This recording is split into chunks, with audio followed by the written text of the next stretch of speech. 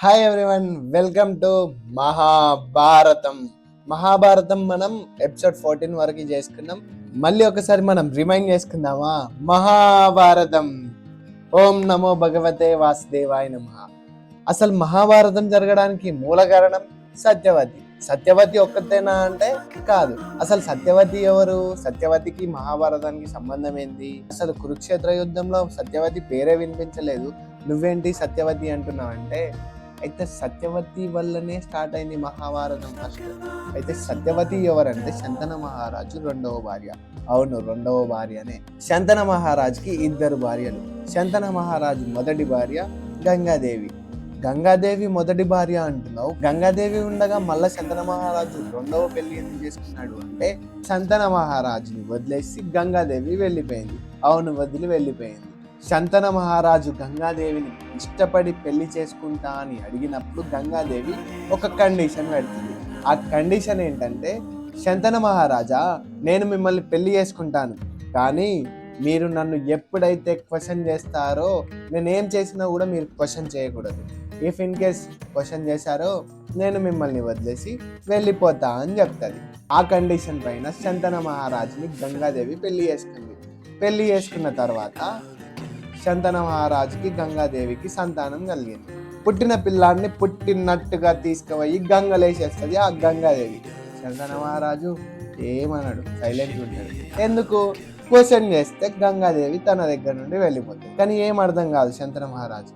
Again ఇలా పుట్టిన పిల్లల్ని పుట్టినట్టుగా తీసుకుపోయి గంగలేస్తుంటే 7 మందిని చంపినా కూడా శంతన మహారాజు క్వశ్చన్ చేయలేదు, ఎందుకంటే గంగాదేవి వెళ్ళిపోతుంది.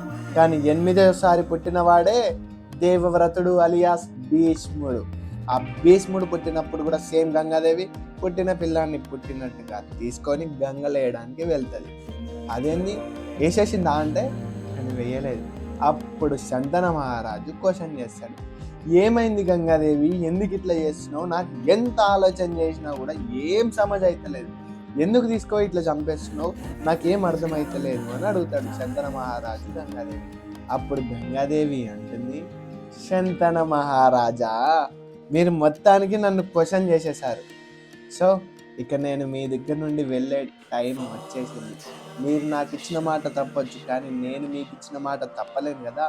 సో మీ దగ్గర నుండి నేను వెళ్ళిపోవాల్సిందే అని చెప్పి ఆ పిల్లాన్ని తీసుకొని చంపకుండా తీసుకొని వెళ్ళిపోతుంది. కానీ వెళ్ళేటప్పుడు శంతన మహారాజుకి ఒక మాట ఇస్తుంది, ఈ పిల్లాన్ని నేను పెద్దయ్యాక ఒక యోధుడిని చేసి తీసుకొస్తా అని ఒక మాట ఇచ్చి అక్కడి నుండి తీసుకొని వెళ్ళిపోతుంది. దాని తర్వాత శంతన మహారాజు చాలా కాలం తర్వాత సత్యవతిని చూసి ఇష్టపడతాడు. ఈ సత్యవతి ఎవరు అంటే, సత్యవతి ఒక మత్స్యకన్య. సత్యవతి ఎట్లా పుట్టింది అనేది అది వేరే స్టోరీ ఉంది, అది మనం ముందు తెలుసుకుందాము. అయితే సత్యవతి ఒక మత్స్యకన్యని ఇష్టపడ్డాడా శంతన మహారాజు అంటే అవును. అయితే శంతన మహారాజు మత్స్యకన్య అయిన సత్యవతిని చూసి ఇష్టపడి పెళ్లి చేసుకుంటా అని చెప్తాడు. కానీ సత్యవతికి పెళ్లి కంటే ముందే ఒక కొడుకున్నాడు. అదేంటి, పెళ్లి కంటే ముందే ఒక కొడుకున్నాడా అంటే ఎస్, పెళ్లి కంటే ముందే ఒక కొడుకున్నాడు, అతని పేరే వేదవ్యాసుడు. అయితే ఇది వేరే స్టోరీ. ఈ సంతానం ఎట్లా కలిగింది అంటే, దుర్వాస మహర్షి వరం ఇవ్వడం ద్వారా వరపుత్రుడు జన్మించింది ఈ సత్యవతికి. సో ఇది వేరే స్టోరీ, ముందు మీకే చెప్తాను. ఈ వేదవ్యాసుడు కూడా మనకు కీ రోల్ ప్లే చేసిండు ఈ మహాభారతంలో.